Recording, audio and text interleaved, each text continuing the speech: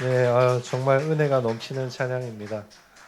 네, 찬양하시며 고백한 것처럼 주님 앞에 섰을 때 오직 주의 은혜입니다라고 고백할 수 있는 우리 모든 마리아 전도회 되기를 축복합니다. 저는 군대에서 행정병을 했습니다. 행정병을 하다 보니까 무엇을 가장 많이 다루는가 하면 공문서를 많이 다루었습니다. 간부를 도와서 공문서를 만들기도 하고 또 공문서를 전달하는 역할도 많이 하였습니다. 저는 지금은 그렇지 않은데 한글하고 엑셀 단축 키보드로만 마우스를 쓰지 않고 키보드로만 만들 정도로 이렇게 행정병 일을 잘했습니다.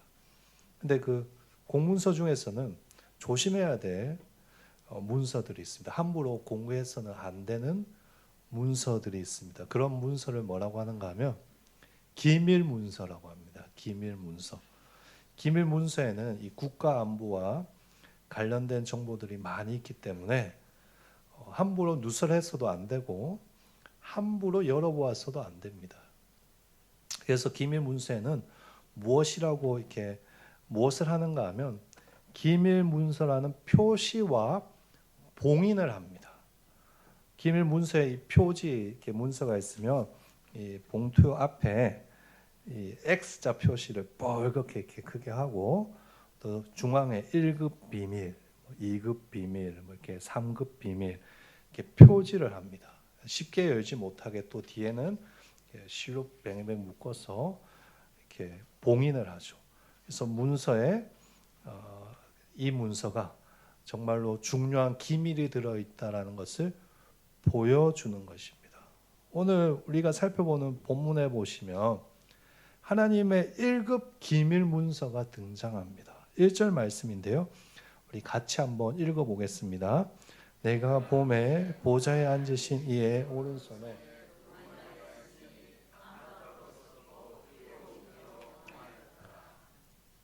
아멘. 여기 보시면 한 두루마리가 등장합니다. 우리가 이 사극 드라마를 보면 왕이 이렇게 큰 두루마리를 펼쳐서 보지 않습니까? 여기서 말하는 두루마리가 그런 종류의 두루마리입니다. 당시 기술로는 우리가 지금 사용하는 종이를 만들 수 없으니까 책을 출판을 할 수 없으니까 이 파피루스 조각이라는 거 가지고 두들겨 가지고 종이 비슷하게 만들어서 거기에 글을 써서 둥글게 말아서 보관을 하였습니다. 이 두루마리가 지금 어디에 있는가 하면 하나님의 어디에 있다고 하죠? 오른손에 있습니다. 여기서 하나님의 오른손이라는 표현은 전능하신 하나님의 주권을 의미하는 것입니다. 무슨 말인가 하면 이 두루마리가 그냥 단순히 글이 적힌 일반적인 두루마리가 아니라 전능하신 하나님의 주권 아래서 하나님께서 직접 작성하신 그런 두루마리라는 것입니다. 그래서 제가 아까 말씀드린 것 같이 이 두루마리는 보통의 두루마리가 아니라 하나님의 1급 기밀 문서라고 할 수 있습니다. 그래서 그런지 1절에 기록된 것과 같이 이 두루마리는 어떻게 되어 있는가 하면 7인으로 어떻게 되어 있죠? 봉인되어 있습니다. 조금 더 잘 이해하실 수 있도록 제가 그림 하나를 준비했는데요. 아유 감사합니다. 여기 그림에 나오는 것과 비슷한 두루마리가 하나님의 오른손에 있는 것입니다. 일반적으로 여러분 성경에서 7이라는 숫자는 완벽성, 완전함을 의미하는 숫자입니다. 따라서 여기서 7인으로 봉인했다는 것은 무슨 말인가 하면 이 문서는 완전히 봉인되었다. 누구도 열 수 없는 하나님의 1급 기밀 문서라는 뜻입니다. 그렇다면 이 두루마리가 도대체 무엇이기에 하나님께서 이렇게 완벽하게 봉인하신 것일까요? 어떤 비밀스러운 내용들이 여기 담겨져 있는 것일까요? 이 두루마리가 무엇인가에 대해서 여러 가지 견해들이 많이 있습니다. 네, 지금 제 얼굴 띄우시면 됩니다. 네, 이 견해들을 다 살피기에는 시간이 부족하니까 시간이 너무 오래 걸리니까 또 제가 실력이 부족해서 이걸 다 설명하기가 어려워서 크게 사람들이 가장 많이 주장하는 두 가지 견해만 살펴보도록 하겠습니다. 첫 번째 견해는 이 책이, 이 두루마리가 구원받을 사람들의 이름이 적힌 생명책이라는 주장입니다. 이러한 주장을 하는 이유는 두루마리와 관련해서 성경에 구원받을 자의 이름이 적혔다라는 표현이나 이 생명책이라는 단어가 자주 등장하기 때문입니다. 예를 들어서 시편 69편 같은 데 가면 다윗이 하나님께 기도를 하죠. 하나님, 그들의 생명책에서 지워주십시오. 그 악인들이 의인들과 함께 생명책에 기록되지 않게 해주십시오 라고 기도합니다. 다윗이 직접 생명책이라는 단어를 사용합니다. 또한 다니엘서 같은 예언서에도 보시면 다니엘이 뭐라고 하는가 하면 마지막 때 책에 기록된 모든 자가 구원을 받을 것이다 라고 하시면서 구원받을 자가 적혀있는 책이 있다라고 이야기합니다. 신약에 와서도 이 생명책이라는 개념이 자주 등장합니다. 빌립보서에 가면 바울이 동역자들의 이름이 어디에 있다라고 하는가 하면 생명책에 적혀 있다라고 편지를 씁니다. 또 우리가 살펴보는 계시록 바로 앞에 3장만 보셔도 3장 5절만 보셔도 이기는 자를 생명책에서 지우지 않겠다고 예수님께서 직접 말씀하시는 부분이 있습니다. 그래서 이것을 가지고 사람들이 이 책은, 이 두루마리는 구원받을 사람들의 명단이 적혀 있는 생명책이다라고 주장하는 것입니다. 그러나 그렇게 생각하지 않는 사람들도 있습니다. 이 두루마리에 관한 두 번째 견해는 이 두루마리가 단순히 구원받을 사람들의 명단이 적힌 것이 아니라 마지막 때 하나님의 구원 계획을 모두 기록한 두루마리라는 주장입니다. 저는 개인적으로 이 견해를 따릅니다. 왜냐하면 단순히 구원받을 사람들의 이름만 적혔다고 하기에는 이 두루마리를 열 때마다 일어나는 일들을 무시할 수 없기 때문입니다. 여러분, 요한계시록 6장부터 보시면 이제 두루마리의 7인봉을 하나씩 열 때마다 일어나는 심판들에 대해서 자세히 기록하고 있습니다. 6장 보실까요? 6장에 보시면 성경 위에 소제목이 있잖아요. 네. 뭐라고 되어 있습니까? 7봉인에 담긴 심판이라고 되어 있죠. 그러니까 7인봉 중에 하나씩 뗄 때마다 일어나는 심판들에 대해서 자세하게 기록하고 있고, 또 앞으로 하나님께서 완성하실 하나님 나라에 대해서 뒷부분에서 기록하고 있으니까 이러한 계시록의 흐름을 따라서 이 두루마리가 단순히 사람들의 이름을 적은 두루마리가 아니라 하나님의 모든 구원 계획이 포함된 두루마리라고 주장하는 것입니다. 결국 정리하자면 이 두루마리는 무엇인가 하면 구원받은 사람들의 이름이 적힌 생명책이기도 하지만, 맞죠? 동시에 마지막 때 하나님께서 이루실 모든 구원 계획을 기록한 1급 기밀 문서입니다. 그래서 이 두루마리는 하나님의 1급 기밀 문서인 것이고 아무나 열 수 있습니까? 열 수 없습니다. 그것이 2절과 3절 말씀인데요. 우리 같이 한번 읽어보도록 하겠습니다. 같이 읽겠습니다. 또 봄에 힘있는 천사가 큰 음성으로 외치기를 합당하냐 하나 하늘 위에나 땅 위에나 땅 아래에 능히 그 두루마리를 펴거나 보거나 할 자가 없더라. 천사가 나타나서 하늘 위에나 또 땅 위에나 땅 아래에 이 두루마리를 열 존재가 없다라고 외칩니다. 하늘 위, 또 땅 위, 땅 아래라는 이 삼중적인 위치는 우주 전체를 포함하는 것입니다. 그러니까 우주 전체에 이 두루마리를 열 수 있는 존재가 아무도 없다라는 그 말을 하는 것입니다. 하늘의 영적인 존재들도 또 이 우주에 존재하는 그 어떤 존재들도 이 두루마리를 감히 열 수 없다는 것입니다. 그렇다면 이 두루마리가 계속 열리지 않고 성취되지 않으면 어떻게 되는 것일까요? 당연히 하나님의 구원 계획이 이루어질 수 없게 되는 것입니다. 이 세상에 있는 그 어느도 누구도 구원을 받을 수 없게 되는 것입니다. 그러니 심각한 것이죠. 하나님의 구원 계획이 담겨져 있는 이 두루마리는 반드시 인봉을 다 풀고 이 땅에서 이루어져야 되는 1급 기밀 문서인데 누군가가 이 문서를 열어야 되는데 그래야지 구원 계획이 이 우주 가운데 성취될 것인데 악인이 심판을 받고 의인이 구원을 받을 것인데 아무도 열 수 있는 자가 없는 것입니다. 아무리 찾아보고 찾아보아도 이 두루마리를 열 수 있는 존재가 없는 것입니다. 그래서 요한이 어떻게 하는가? 크게 우는 것입니다. 4절 말씀입니다. 그 두루마리를 펴거나 보거나 하기에 합당한 자가 보이지 아니하기로 내가 크게 울었더니. 여러분, 이 요한계시록이 기록된 당시는 초대교회 시기입니다. 맞죠?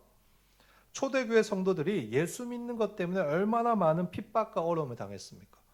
그러나 그럼에도 그들이 버틸 수 있었던 것은 마지막 때 하나님께서 이루실 구원에 대한 소망이 있었기 때문입니다. 하나님께서 마지막 때 악을 심판하시고 의인들을 구원해 주실 것을 그들은 믿었습니다. 그런데 이 위대한 하나님의 구원 계획을 아무도 열지 못하는 것입니다. 그러니 사도 요한이 얼마나 속상하겠습니까? 안 그래도 매일매일 교회 성도들을 생각하면서 마음이 아프고 눈물이 나는데 하나님의 이 구원 계획이 성취되지 못한다고 생각하니까 속상하고 애통한 것입니다. 그래서 통곡하며 울었습니다, 여러분.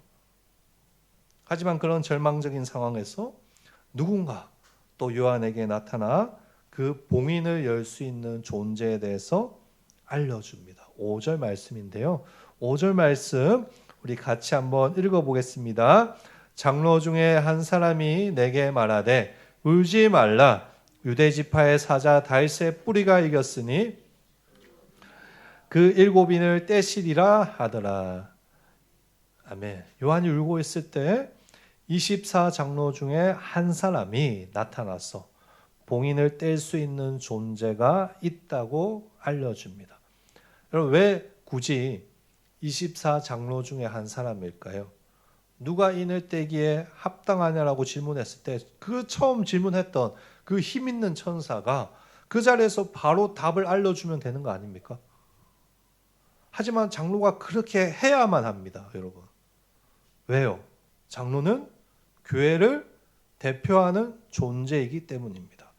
책에 인을 떼고 그 책의 내용이 실현되는 것은 어떤 의미입니까? 아까 말씀드린 것과 같이 교회가 꿈꾸고 소망하는 구원이 성취되는 것입니다. 즉 교회가 구원받는 중요한 일이라는 것입니다. 그러니 당연히 하나님께서 교회를 대표하는 장로 중에 한 사람이 그 봉인을 떼는 존재에 대해서 요한에게 알려주게 하신 것입니다. 그렇다면 장로가, 즉 오늘 교회가 이 본문을 통해서 요한에게 또 우리에게 알려주고자 하는 그분, 하나님의 1급 비밀 문서를 오픈하셔서 이 땅 가운데 그 놀라운 구원 계획을 이루실 그분은 누구십니까? 그분은 누구십니까, 여러분? 누구시라고요? 성경에 어디에 예수님이 있습니까? 예수님 없습니다, 여러분. 5절 울지 말라 바로 뒷부분을 보십시오. 유대 지파의 사자 다윗의 뿌리가 이겼으니 이 책과 그 7인을 때리라. 예수님이라고 말하지 않습니다, 여러분. 여기서 우리가 형광펜으로 칠해야 되는 부분이 유대 지파의 사자 다윗의 뿌리입니다. 유대 지파의 사자 다윗의 뿌리라는 것은 유대 지파의 사자라는 이 개념과 또 다윗의 뿌리라는 이 개념, 성경의 두 가지 개념이 합쳐진 말입니다. 그러니까 장로는 속 시원하게 누구이다, 예수님이다 이렇게 말을 해주면 좋을 텐데 그렇게 하지 않고 무엇을 하는가 하면 성경의 개념들을 가지고 와서 요한에게 깨달을 수 있도록 알려주는 것입니다. 따라서 이 두 개념을 잘 이해해야지 이 봉인을 여시는 분이 도대체 누구인가를 제대로 알 수 있다는 것입니다. 그냥 예수님 이렇게 하지 마시고요. 왜 이렇게 말을 했는가 우리가 생각해 보자고요. 우선 유대 지파의 사자라는 개념부터 살펴보겠습니다. 이 말은 창세기 49장에 등장하는 개념입니다. 야곱이 죽기 전에 자기 아들들에게 예언을 하지 않습니까? 그렇죠, 여러분? 야곱이 죽기 전에 아들들 다 불러서 예언을 하잖아요. 그때 유다 지파를 향해서 예언을 하는데 거기서 유다를 향해서 뭐라고 하는가 하면 사자라고 합니다. 왜 사자라고 했을까요? 사자가 동물의 왕이기 때문입니다. 즉 야곱이 유다를 향해서 사자라고 한 것은 너희 지파가 무엇이 될 거라는 예언입니까? 왕이 될 것이라는 예언입니다. 그래서 창세기 49장에 보면 유다 지파를 향해서 야곱이 사자라고 말하면서 뒤이어서 무슨 이야기를 하는가 하면 왕의 지팡이가 유다를 떠나지 않을 것이다 라고 예언합니다. 따라서 이 봉인을 여는 자는 어떤 존재인가 하면 1차적으로는 왕으로 오실 유다 지파의 후손 중에 한 명이라는 것입니다. 그렇죠? 자, 그런데 이 왕의 후손은 또 어떤 분이신가 하면 두 번째 개념, 다윗의 뿌리입니다. 여기서 우리가 먼저 분명하게 해야 할 것이 다윗의, 잘 들어보십시오, 가지가 아니라 뿌리라고 표현했다는 것입니다. 만약에 다윗의 가지라고 했다면 다윗의 후손 중에 한 명이겠구나라고 쉽게 생각할 수 있겠는데 그렇지 않고 다윗의 뿌리라고 했습니다. 왜 다윗의 뿌리라고 했을까요, 여러분? 보통 우리는 뿌리라고 하면 그 의미를 근본 혹은 시작이라고 이해합니다. 예전에 올림픽 선수 중에 어떤 미국 선수가 그런 인터뷰를 하는 것을 보았습니다. 저의 뿌리는 아프리카입니다. 자신의 혈통의 시작이 아프리카라는 것입니다. 마찬가지로 지금 다윗의 뿌리라고 하는 말은 이 봉인을 여시는 분께서 다윗의 혈통의 시작이 되는 그런 분이다라는 말입니다. 그렇다면 다윗의 혈통은 무엇입니까? 방금 우리가 살펴본 유다 지파입니다. 유다 지파에서 왕이 난다고 제가 말씀드리지 않았습니다. 그러니까 다윗이 나중에 왕이 되는 것이죠. 그런데 사실은 다윗의 뿌리, 이 모든 것의 시작이 되시는 분이 계시다는 그 말입니다. 그렇다면 그분은 누구입니까? 유다 지파를 왕의 가문으로 창조하시고 섭리하셔서 그대로 진행하시고 그의 뜻대로 그 가문에서 왕이 나게 하신 그분은 누구십니까? 예수님, 하나님이십니다. 창조주 하나님이십니다. 창세기 요한복음 1장 1절부터 3절로 넘어가겠습니다. 한번 띄워주시겠어요? 네. 요한복음. 네, 좋습니다. 우리 같이 3절 말씀 읽어보겠습니다. 태초에 말씀이 계시니라. 이 말씀이 하나님과 그가 태초에 하나님과 함께 계셨고 만물이 그로 말미암아 지은 바 되었으니 지은 것이 하나도 그가 없이는 된 것이 없느니라. 아멘. 방금 읽은 요한복음 1장을 시작하면서 가장 먼저 무엇이 등장합니까, 여러분? 뭐라고요? 말씀이 등장합니다. 이 말씀은 곧 누구십니까? 하나님이십니다. 그런데 이분이 무엇을 하시는가? 3절에 나온 것 같이 하나님과 함께 만물을 지으십니다. 그럼 이 말씀은 누구실까요? 성자 하나님이십니다. 말씀이 육신이 되어 성자 하나님이 다윗의 뿌리가 되시는 것입니다. 유다 지파를 계획하시고 실제로 그렇게 유다 지파를 창조하시고 인도하시고 유다 지파를 존재하게 하신 그분 바로 성자 하나님이라는 것입니다. 그런데 그 성자 하나님이 어떻게 하십니까? 유다 지파의 사자로 결국에는 오시는 것입니다. 그러니까 지금 유다 지파의 사자, 다윗의 뿌리라는 그 말은 다른 말로 하면 어떻게 되는가? 이 세상이 창조되기 전에 당신께서 미리 작정하신 대로 유다 지파의 후손으로 오신 그분 예수 그리스도라는 그 말입니다. 그래서 이 유다 지파의 사자, 다윗의 뿌리라는 말을 들었을 때 요한은 누구를 생각할 수밖에 없는 것입니까?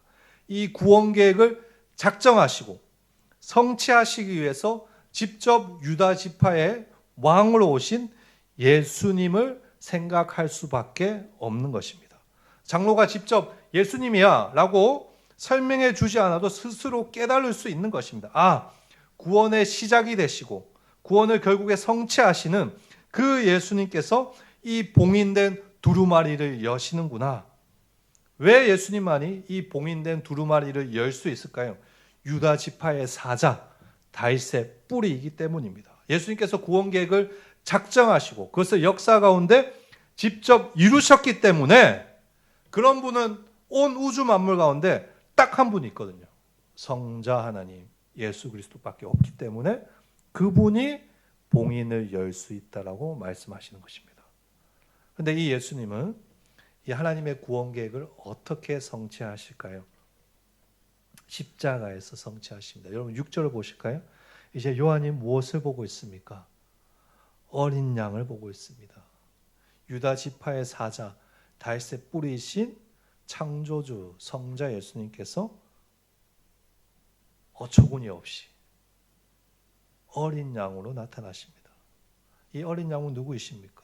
우리가 굳이 설명하지 않아도 다 알고 있는 대속 제물로 오신 예수님이십니다. 원래 우리 예수님은 아까 말씀드린 것과 같이 다윗의 뿌리, 창조주 하나님이십니다. 모든 것을 당신의 뜻대로 진행하시는 주권자 하나님이십니다. 온 천하를 뒤집을 수 있는 능력을 가지신 분이십니다. 한순간에 마귀를 영원한 지옥불에 보낼 수 있는 능력을 가졌습니다. 그런데 하나님의 보좌 앞에서는 무엇입니까? 어린 양입니다. 왜 어린 양입니까? 다른 멋있는 이미지도 많이 있지 않습니까? 흰색 옷을 입고 멋있는 금발에 막 찬란한 영광의 예수님의 면류관을 쓰고 나타나시면 되는 거 아닙니까? 아까 우리가 살펴본 것처럼 용맹스러운 사자의 모습으로 나타나면 얼마나 좋습니까? 그런데 어린 양입니다. 왜 어린 양입니까? 우리의 죄를 짊어지셨기 때문입니다, 여러분. 우리들을 얽매고 있는 이 죄의 굴레와 죽음의 문제를 해결하기 위해서 누군가 대신 죄값을 치러야 하는데 그것을 자신이 직접 계획하신 대로 또 자신이 직접 실행하기 위해서 이 세상에 어린 양으로 오시는 것입니다. 그래서 세례 요한이 보라 하나님의 어린 양이로다 라고 이야기하는 것입니다. 그 예수님께서 우리를 구원하시기 위해서 십자가에서 죽으십니다. 그래서 그 어린 양의 모습으로 천국에서 등장하시는 것입니다. 그 어린 양의 대속 죽음으로 어떠한 일이 일어났습니까? 5절 보실까요? 유대 지파의 사자 다윗의 뿔이 바로 뒤를 한번 보십시오. 이기십니다. 유대 지파의 사자 다윗의 뿌리가 이겼다. 참 하나님이며 참 인간이신 그분은 십자가에서 어린 양으로 우리를 위해서 죽으셨습니다. 그리고 이기셨습니다. 이게 정말로 중요합니다. 죄와 사망의 문제를 해결하시고 우리를 하나님의 자녀로 삼아주시고 하나님의 나라를 시작하실 뿐만 아니라 이기셨습니다. 그래서 예수 안에 있을 때 우리는 실패할 수 없고 떨어질 수 없고 벌어질 수 없고 반드시 구원받는 것입니다. 그래서 우리는 하나님의 1급 비밀 문서를 여실 분은 어린 양 예수밖에 없다라고 고백하는 것입니다. 우리가 이것을 잘 기억해야 됩니다. 인간은 절대로 하나님의 1급 비밀 문서를 열 수 없습니다. 이단들이 말하듯이 안상홍 하나님이 비밀 문서를 열거나 신천지의 이만희가 열 수 없습니다. 누가 우리를 위해서 죽으시고 우리를 죄와 사망의 문제에서 해결해 주셨습니까? 예수님만이 하실 수 있습니다. 그러니 당연히 예수님께서 그 두루마리를 여시는 것입니다. 태초 전부터 계획하시고 또 역사 가운데 그 구원을 직접 성취하신 유다 지파의 사자 다윗의 뿌리 되시는 예수님께서 그 두루마리를 여시고 구원을 완성하실 것입니다. 이것이 오늘 본문이 우리에게 주는 메시지입니다. 우리가 붙잡아야 될 분은 누구인가? 마지막 구원이 임할 때 우리가 반드시 붙잡아야 될 그 유일한 분은 누구인가? 어린 양 예수입니다. 그래서 우리는 마지막 때가 되기 전에 무엇을 해야 되는가? 세상을 어떻게 살아야 되는가? 세상의 헛된 것을 붙잡는 인생이 아니라 어린 양 예수 그리스도를 끝까지 믿음으로 붙잡아야 하는 것입니다. 마지막 때가 되면 예수님께서 하나님의 1급 비밀 문서를 반드시 여실 그날이 올 것입니다. 그리고 그 누구도 그 두루마리 여는 것을 막을 수 없습니다. 그러니 마지막 때가 이르기 전에 이 땅에 살면서 참 심으로 참 인간으로 오신 어린 양 예수를 잘 붙들어야 하는 것입니다. 세상이 뭐라고 할지라도, 세상이 아무리 우리를 괴롭게 할지라도 결국에는 이 세상을 심판하시고 사망에서 우리를 구원할 어린 양은 예수밖에 없다는 사실을 굳게 믿고 마지막 때까지 믿음을 잘 지켜야 하는 것입니다. 그때 우리가 다음 주에 살펴보는 것 같이 천상에서 하나님께 예배하며 예수를 찬양하며 은혜 가운데 살아갈 수 있는 복을 누리게 될 것입니다.